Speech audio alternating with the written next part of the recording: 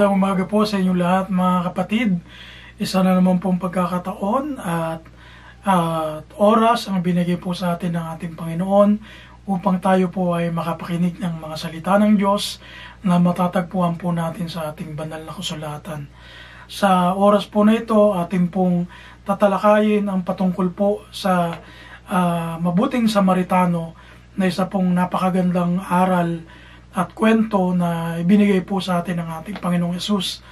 At ang pamagat po ng ating mensahe sa oras po na ito ay, Who is my neighbor?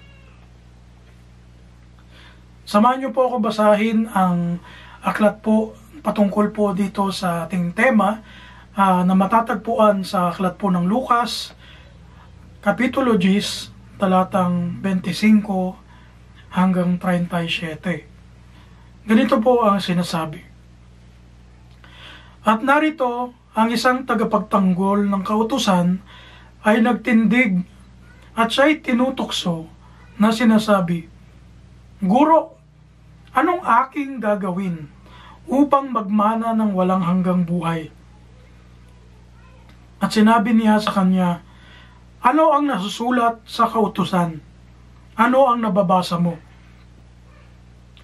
At pagsagot niya ay sinabi, iibigin mo ang Panginoon mong Diyos ng buong puso mo at ng buong kaluluwa mo at ng buong lakas mo at ng buong pag-iisip mo at ang iyong kapwa na gaya ng iyong sarili. At sinabi niya sa kanya, matuwid ang sagot mo. Gawin mo ito at mabubuhay ka. Datapwat siya na ibig mag-aring ganap sa kanyang sarili ay nagsabi kay Jesus, at sino ang aking kapwa tao?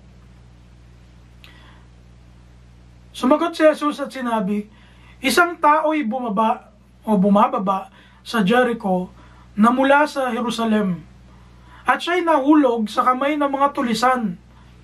Nasa kanya'y sumamsam at sa kanya'y humampas at nagsialis na siya'y iniwang halos patay na.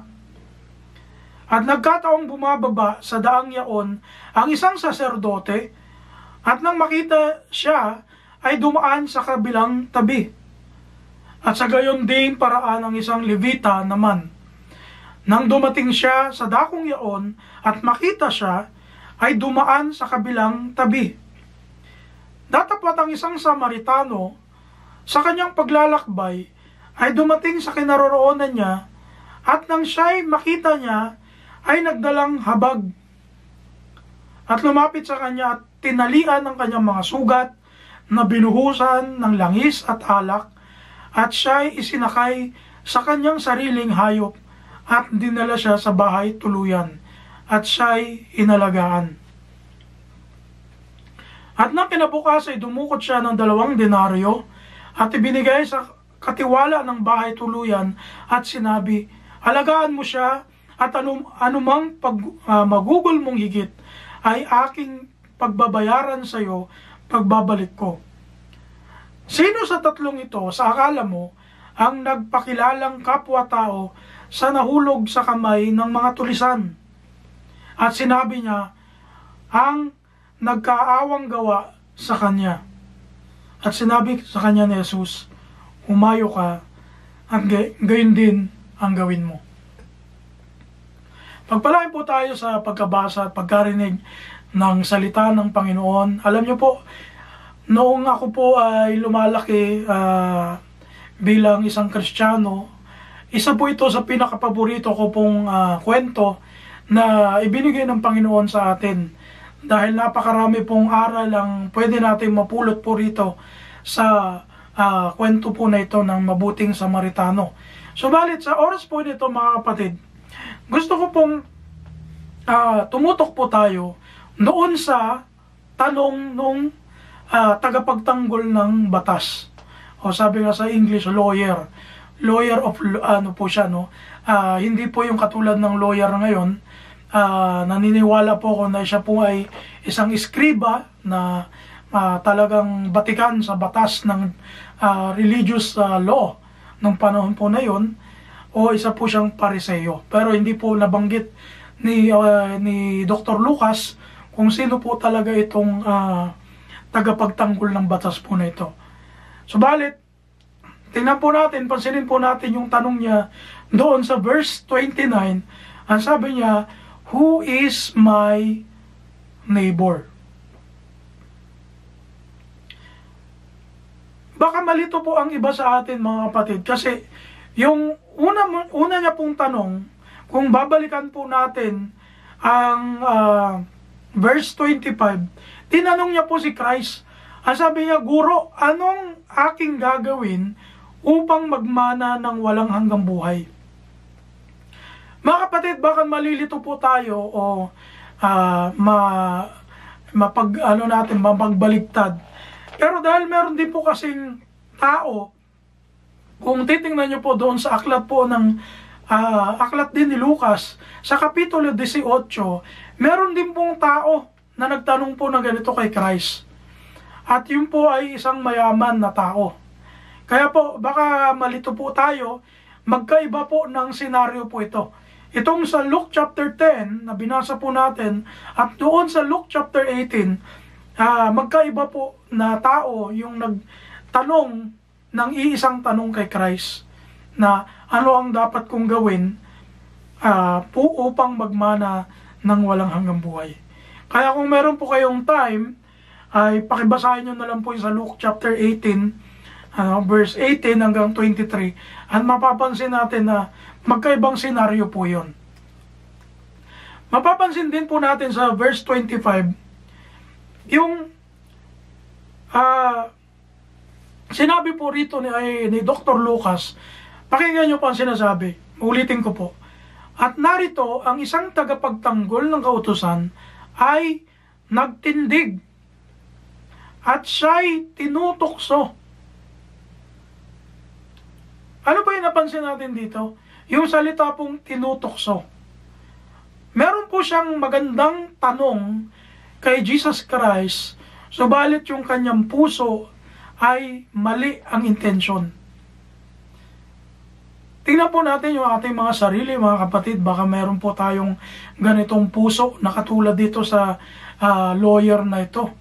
Baka meron po tayong maling intensyon sa puso natin kahit napakaganda po ng ipinapakita natin sa labas. Napakaganda ng ipinapakita natin sa ating mga kilos at gawa. Alam niyo po, ang Panginoon, tandaan po natin, lagi po yang nakatingin sa puso. Lagi po yang binabasa niya ang mga puso ng tao. Kaya po, napakahalaga na i-check po natin ang ating puso bago po tayo umalam ng salita ng Diyos. Bago po tayo umalam ng katotohanan ng Panginoon. Katulad po nitong isang taong ito na nagtanong, maganda sana po yung tanong niya kay Christ, at sinagot naman siya ni Christ, subalit yung kanyang puso ay mali. Kaya nga sabi ko po rito, if we are eager to know the truth, we must check the posture of our hearts first. Yung posture ng heart po natin, tingnan po natin yung postura ng ating puso. Kumusta yung intention ng ating puso? Bakit po tayo nakikinig ngayon sa salita ng Diyos? Bakit po tayo sumasamba sa Diyos? Bakit po tayo na pumupunta ng church service? Bakit po tayo nagde-devotion? Tingnan po natin yung postura ng puso natin. Baka meron pong pagkakamali. Baka meron pong nakikita ang Diyos diyan ng mga anggulo na hindi sumasangayon sa kanyang kagustuhan. Alam niyo po, dito sa kwento ng The Good Samaritan, meron po nagsasabi na ito daw po ay hindi parable. Pero meron din naman po daw nagsasabi na ito po ay parable. Pero either way, doon po sa nagsasabi ng hindi daw po siya parable, dahil po wala pong nabanggit doon sa talata na ito po isang talinghaga. At meron pong mga theologian na naniniwala na ito po'y talagang nangyari sa ibang pagkakataon. Ano po? Anyway, Doon po sa kwento ng The Good Samaritan, mapapansin po natin doon, mayroon dalawang tao na nabanggit si Christ na makikita natin na may pagkakapareho. At ito po yung saserdote at yung Levita, yung the priest and the Levite. Ano po yung pagkakapareho po nitong dalawang ito? Nagbigay po ako dito ng tatlo. Number one, they both came from the tribe of Levi. Kung maalala nyo po doon sa Old Testament, meron pong 12 tribes na mga anak ni Jacob, kung naalala nyo po. At isa po sa tribu po doon ay si Levi, At doon po nagsimula yung mga Levites, yung mga nagtatrabaho sa templo, yung mga tumutulong po sa mga saserdote. Ayan po, yun po yung kanilang papel. Kaya po hindi sila pinamanahan ng lupa, dahil po ang kanilang papel ay manguna sa templo ng Panginoon. At alam naman po natin yung priest ay hindi pwede po magkaroon ng priest outside sa descendant ni Aaron. Si Aaron po ay kapatid ni Moises, kung babalikan po natin ang aklat po ng Exodus. At sa pamimili po ng saserdote, kung pag-aaralan po natin ang Old Testament, ay ang saserdote po ay kinakailangan lamang manggaling sa angkan ni Aaron.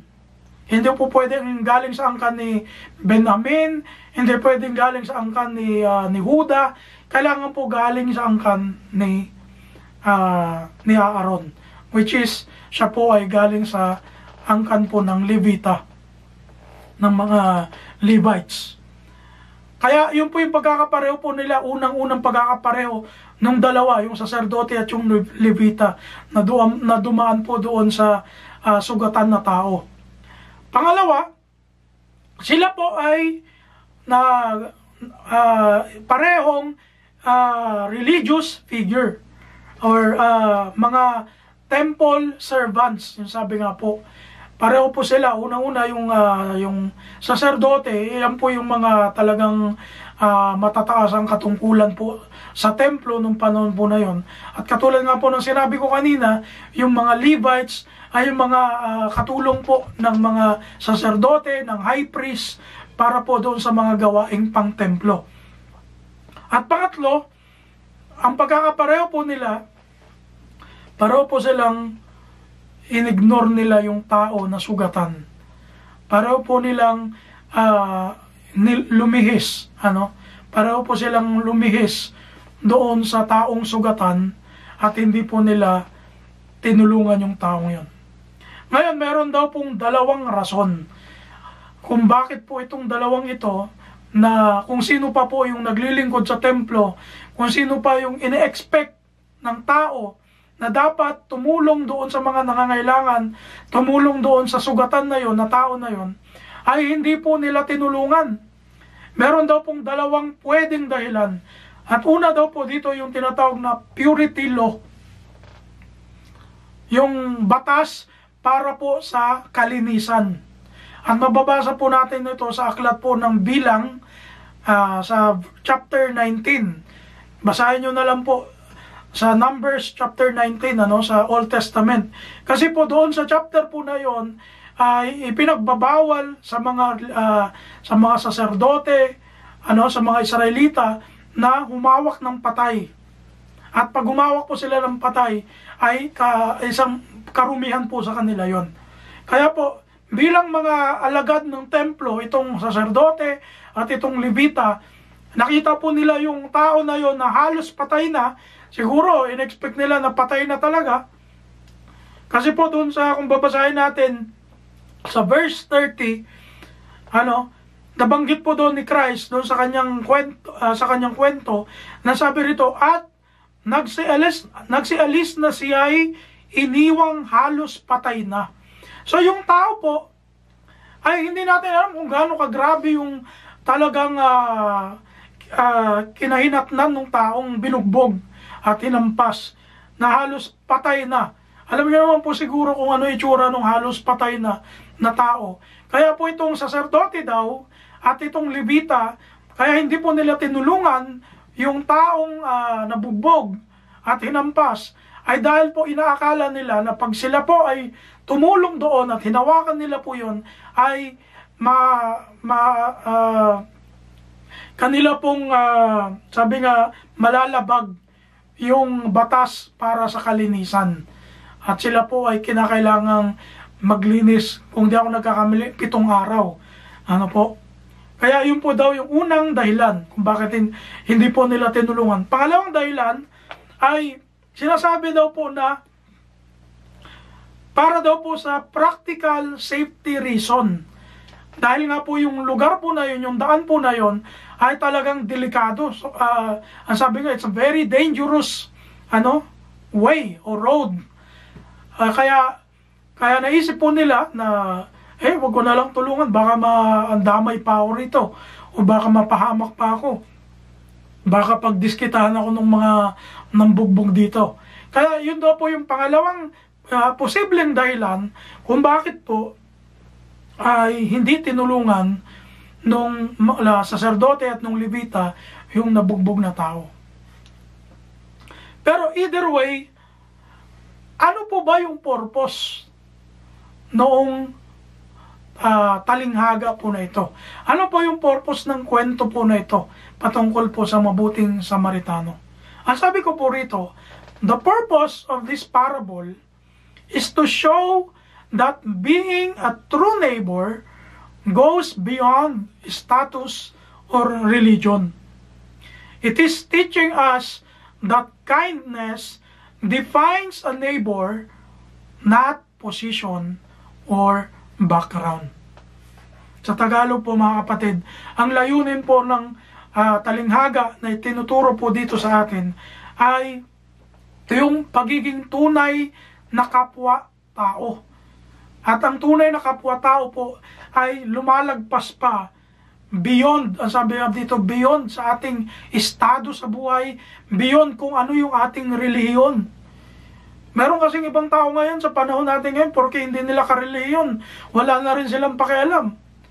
Hindi porque kapareho nila ng level sa buhay, wala na silang pakialam. Dinidedma nila. Masyadong mga walang pakialam sa ibang tao. Ganun po ba tayo? Dapat the more na nakikilala natin ng Diyos, the more na na marunong po tayo sabi nga, marunong makipagkapwa-tao.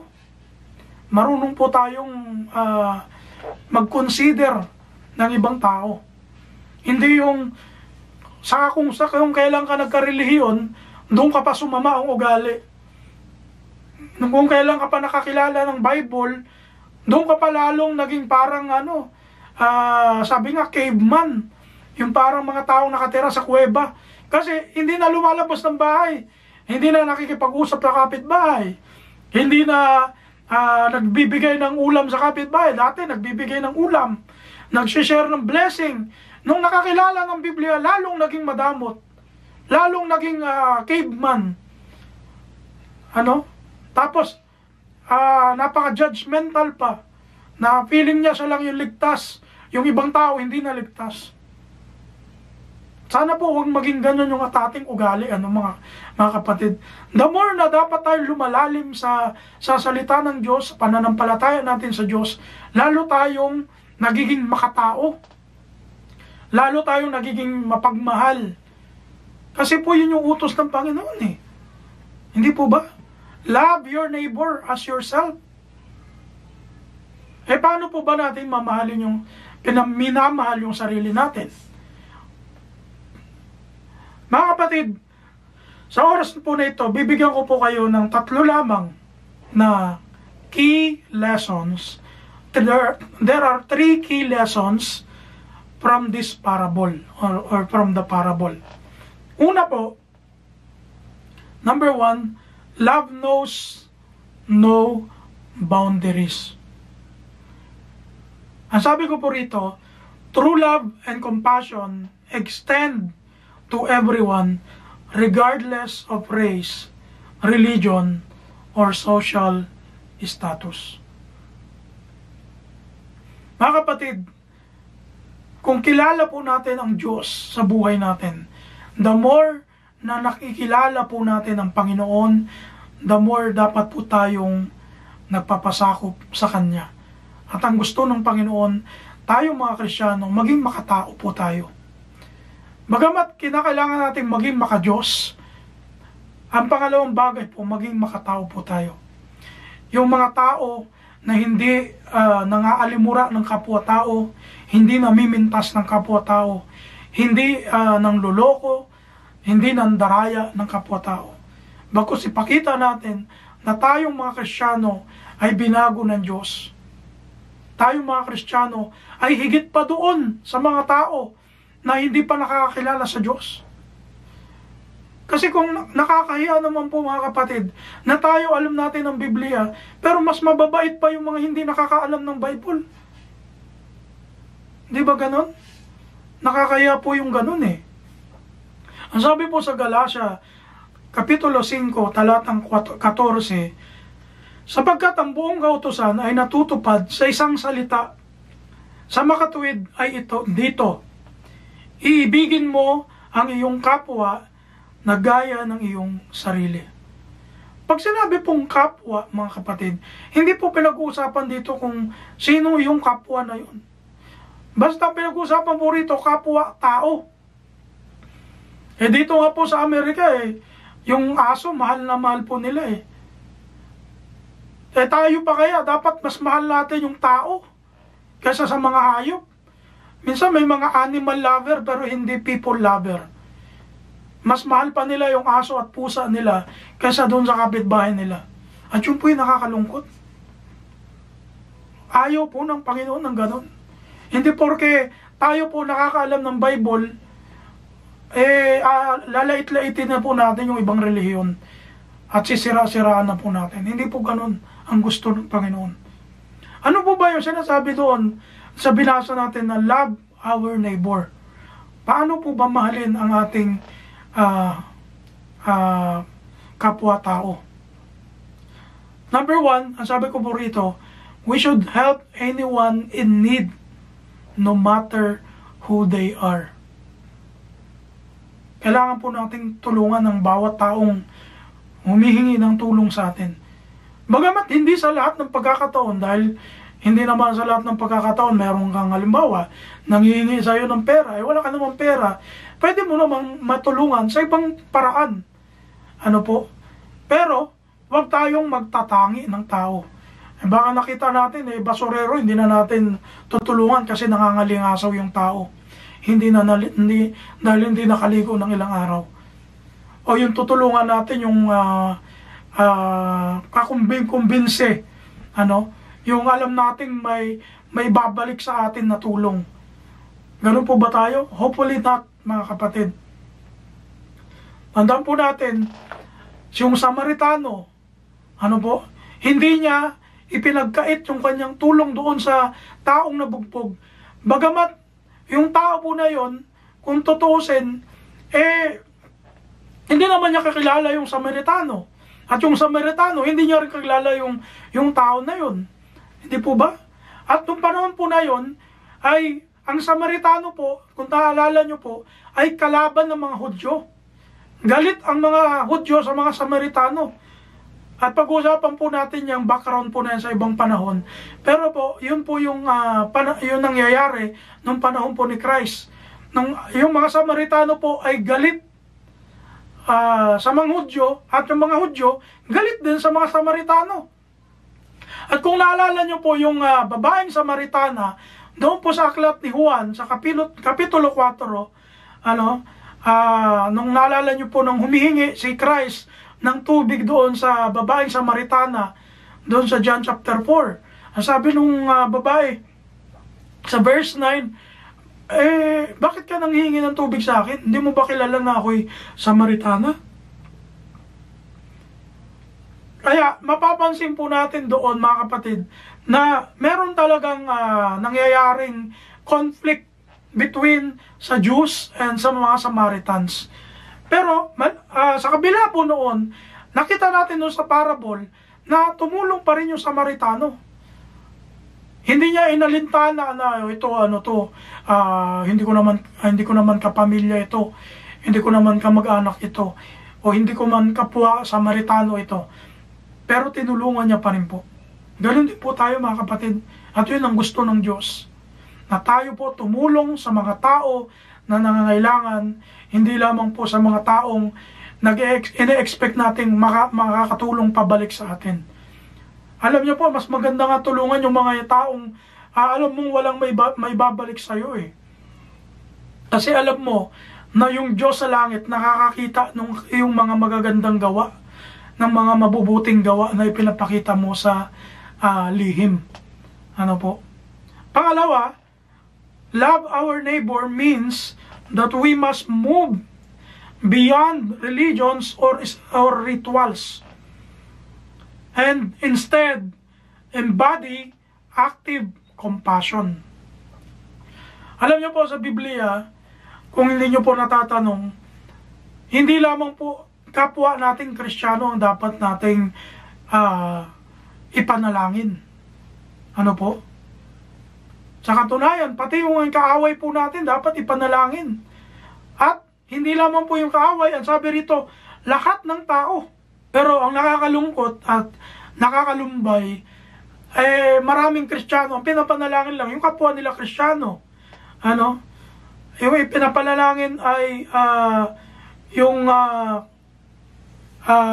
mga kaibigan lang nila sa buhay. Mga kapatid, dapat po tayong matutong tumulong at maging compassion sa ibang tao. Yun po yung pagmamahal po natin sa ating kapwa-tao. Napakarami pong turo ni Kristo sa New Testament na nagpapakita sa atin na hindi lamang po dapat ang mga mahal natin sa buhay, hindi lang yung mga kaibigan natin ang mahalin natin, kundi lahat ng ating kapwa-tao. Kahit nga ang magulang po natin lalong higit ang magulang natin. Meron kasing mga tao, mas mahal nila yung ibang tao kaysa sa magulang nila, kaysa sa mga kapwa nila pamilya. Baliktad naman, mas mahal nila yung ibang tao, mas binibigyan nila yung ibang tao kaysa yung mismong magulang nila, yung mismong kamag-anak nila na nagkukumahog sa buhay. Paano natin may papakita yung tunay na pagmamahal sa kapwa-tao kung yung sarili nating sambahayan hindi natin natutulungan, hindi natin na-encourage kahit nga encouragement lang sana di ba po? Pangatlo, ang sabi ko po rito, avoid to let social status, class, or appearance dictate whether someone is worth our kindness. Iwasan po natin na tingnan yung kanilang mga social status. Ito ba mayaman? Pag mayaman to, talagang tutulungan ko to. Baka sakaling tulungan ako nito pag naalala ko. Yun po yung nakakalungkot sa buhay ng tao minsan. Kung sino pa yung mayaman, yun pa yung tinutulungan natin. Yung tuloy na mayaman na yun yung mga nangluloko sa mga taong mahihirap. Katulad po nung Samaritano, hindi niya naman tinanong yung taong sugatan kung anong estado niya sa buhay kung bago niya tulungan. Hindi niya naman tinanong yun Ang malaga doon ay tinulungan po ng Samaritano yung tao na yun. Hindi niya po inalintana kung yun po ba ay Samaritano, yun po ba ay Hudyo. Hindi niya na po inisip yun. At hindi niya na rin inisip kung mayaman ba yung tao na yun, mahirap, pulube. Hindi niya na po tinanong. Kundi kusa po siyang tumulong, kusa niyang inalagaan, tinustusan yung tao na yun hanggang sa dinala niya dun sa bahay tuluyan. Ang sabi po rito ni Christ sa Matthew chapter 5, verse 44 hanggang 47, "Datapot sinasabi ko sa inyo, ibigin ninyo ang inyong mga kaaway at idalangin ninyo ang sa inyo'y nagsisiusig, upang kayo'y maging mga anak ng inyong Ama na nasa langit. sapagkat pinasisikat niya ang kanyang araw sa masasama at sa mabubuti, at nagpapaulan sa mga ganap at sa mga hindi ganap. Sapagkat kung kayo'y iibig sa nangagsisiibig lamang sa inyo, ano ang ganti ng inyong kakamtin? Hindi ba gagayon din ang ginagawa ng mga maniningil ng buwis? At kung ang mga kapatid lamang ninyo ang inyong babatiin, ano ang kalabisan ng inyong ginagawa? Hindi ba gayon din ang ginagawa ng mga hintil? Tingnan niyo po mga kapatid, tinuturuan po tayo ng Panginoon na yung level ng ating pagmamahal sa kapwa-tao, dapat po mas angat doon sa mga hindi pa nakakakilala sa Diyos. Paano po natin masasabing tayo Kristiyano? Yung pagmamahal po natin sa kapwa natin, halos ka-level lang din ng mga hindi naman Kristiyano. At minsan, mas higit pa sila sa atin. Huwag po tayong papayag na mas mahigitan pa tayo ng mga Budista, diba? Ng mga Islam, na hindi naniniwala ang Diyos, si Kristo. Tapos tayo mga Kristiyano, sinasabi natin tayo yung totoo, tayo yung pinapakalapit sa Biblia, pero hindi natin matulungan yung kapwa natin. Meron tayong mga bias sa buhay. Meron tayong mga tinatangi sa ating buhay.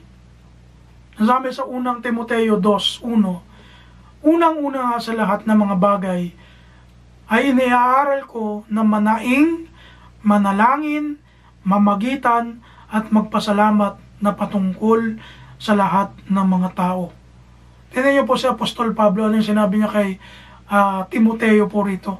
Lahat ng tao. Hindi po sinabi ni Paul na yung mga iglesia lang ng Panginoon. Hindi po ganun eh. Lahat ng tao. Kasi po lahat ng tao ay nilalang ayon sa wangis ng Panginoon.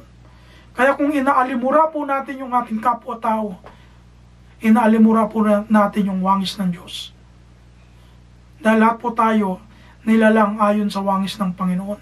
Pangalawang bagay mga kapatid ay compassion requires action. Ang sabi ko po rito, it is not enough to feel pity as real love is shown through helping others in need, just as the Samaritan did. Alam niyo po, ang tunay na pagmamahal sa kapwa, hindi lamang po natatapos sa salita. Ang tunay po na pagmamahal sa kapwa-tao ay mayroong katumbas na gawa. Mayroon pong action na nangyayari. Ang sabi ko nga po rito, love is practical. The Samaritan did not just feel compassion, he did not just feel pity, he took time, he took effort, and he took the resources to help the needy guy o the needy person. Kung babalikan po natin dun sa verse 33 hanggang verse 35, yung binasa natin kanina, hindi niya lamang po nilagyan ng langis at alak yung mga sugat ng tao. Ginawa niya pa po, pagkatapos nun, isinikay niya po doon sa kanyang hayop. Sabi doon sa verse 34, isinikay niya sa kanyang sariling hayop, ang dinala niya sa bahay tuluyan, at siya'y inalagaan. At hindi po doon nagtatapos mga kapatid. Kanyang kinausap yung katiwala ng bahay tuluyan, at ang sabi niya, kung meron akong kulang, ibibigay ko sa iyo pagbalik ko. Paano po tayo maging compassion sa ating kapwa mga kapatid? Paano po tayo tumulong sa ating kapwa? Meron po bang limitasyon? Baka yung iba sa atin pag sinabi, ay, nakaano na ako dyan eh. Naka sa 3 o 5 bigay na ako dyan. Ayaw ko na. Ayaw ko nang tumulong. Meron po ba tayong mga limitasyon sa pagtulong? Kayo lang po makakasagot niyan mga kapatid. Pero nawa, huwag po mangyari sa atin yun. O, baka naman yung iba sa atin, puro lang salita, ay kawawa naman itong kapatid na ito. Pero wala namang nangyari. Hindi man lang nag-abot. Kahit meron namang pang-abot. Hindi man lang natulungan. kahit meron namang pangtulong.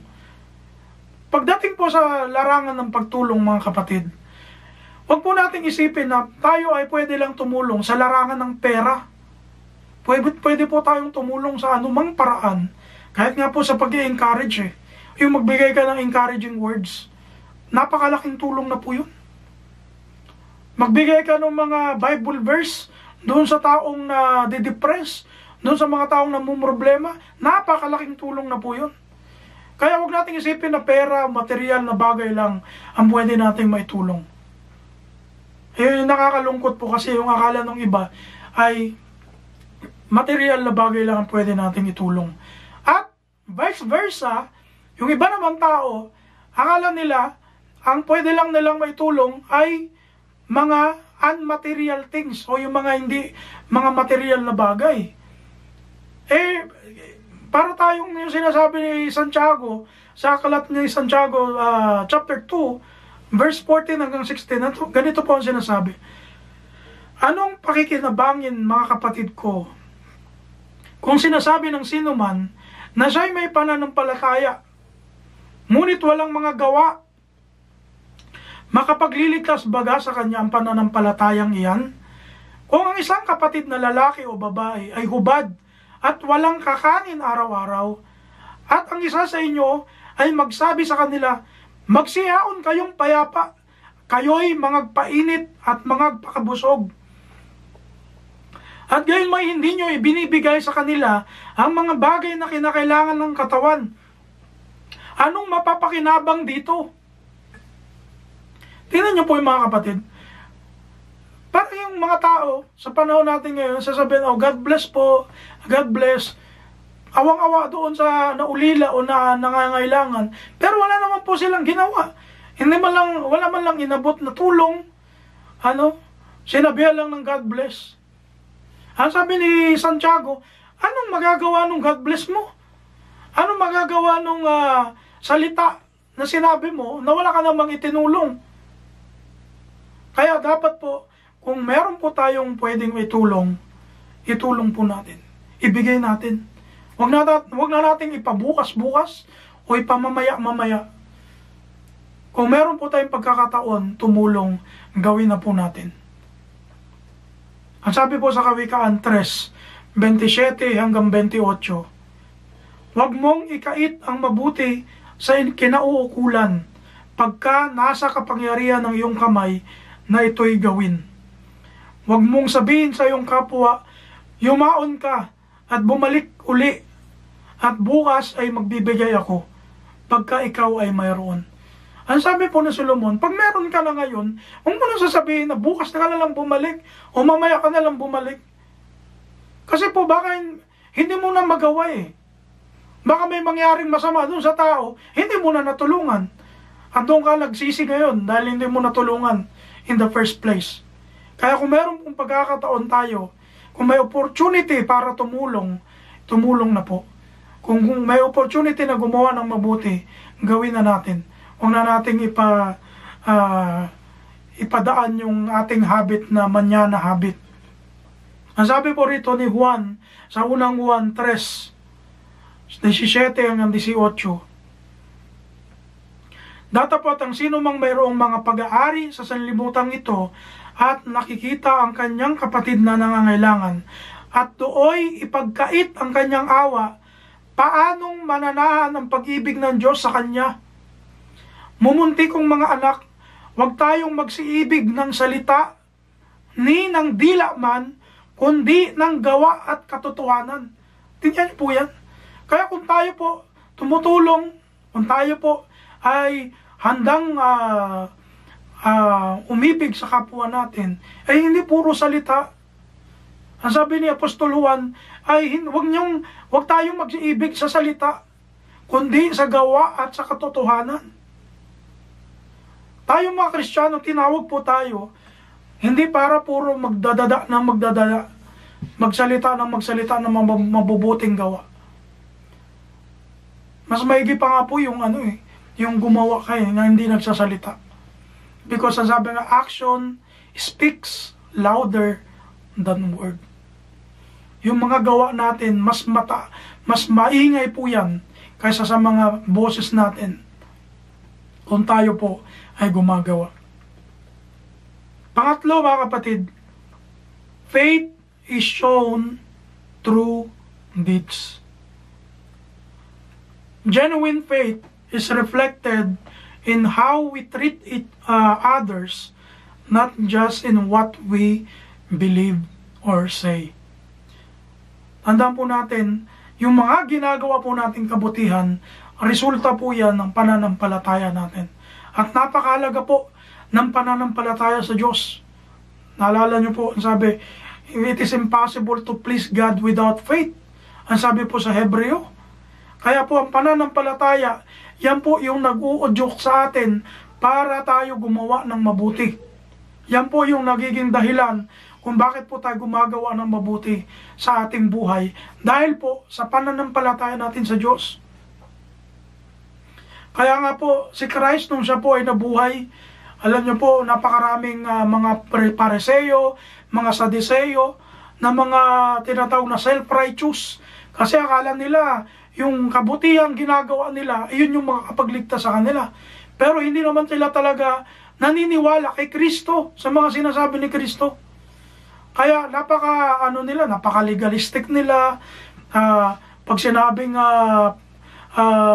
Sabat, talagang pinapairal nila yung Sabat. Kahit may masaktan, kahit may mapahamak, basta Sabat, nagiging legalistic sila sa Sabat. Kaya one time, sila Kristo at mga apostol niya ay kumain nung Sabat, nagtatrabaho siya, nagpapagaling siya sa Sabat.